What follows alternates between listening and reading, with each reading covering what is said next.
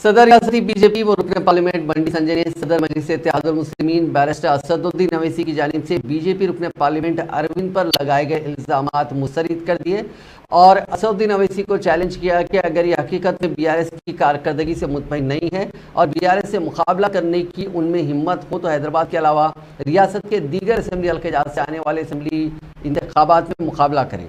उन्होंने असदुद्दीन अवैसी की जानिब से बीआरएस पर और वज़ीर आला चंद्रशेखर राव पर की जाने वाली तनकीदों को ड्रामाबाजी करार देते हुए कहा कि एमआईएम मुसलमानों की वोट तो हासिल कर लेती है लेकिन उनकी तरक्की के लिए कोई काम नहीं करती।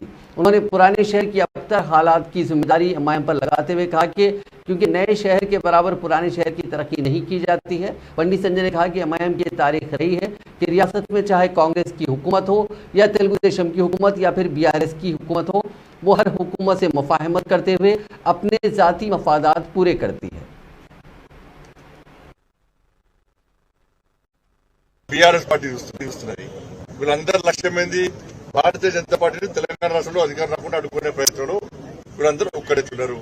మేము మొదటి నుంచి చెప్తున్నాం, మళ్ళీ చెప్తున్నాం, ఎంఐఎం పార్టీకి దమ్ముంటే తెలంగాణ రాష్ట్రంలో పోటీ ఏమని చెప్పండి। పాత బస్తీని ఎందుకు ఎంఐఎం పార్టీ అభివృద్ధి చేయలేకపోయింది? కాంగ్రెస్ పార్టీ అధికారంలో ఎంఐఎం పార్టీ కాంగ్రెస్ పార్టీ మోసం సాగింది। టీడీపీ అధికారంలో టీడీపీ దగ్గర పాదాలు సహించుకోవడం కూర్చున్నది టీడీపీ నాయకులది, టీఆర్ఎస్ పార్టీతో కలిసి పనిచేస్తున్నది। ఇన్ని రోజులు చేసిన ఎంఏ పార్టీ ఓడిసీ కోసం ఏం పనిచేయలే। ఓవైసీ కుటుంబం యొక్క ఆస్తుపాస్తులు సంపాదించుకోవడము, ఆస్తులను కాపాడుకోవడము, వ్యాపారాలు చేయడం।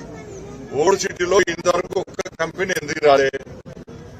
ఓల్డ్ సిటీలో అభివృద్ధి ఎందుకు జరుగుతలేదు? ఓల్డ్ సిటీలో యువకులు పాస్పోర్ట్లు ఎందుకు వస్తారు?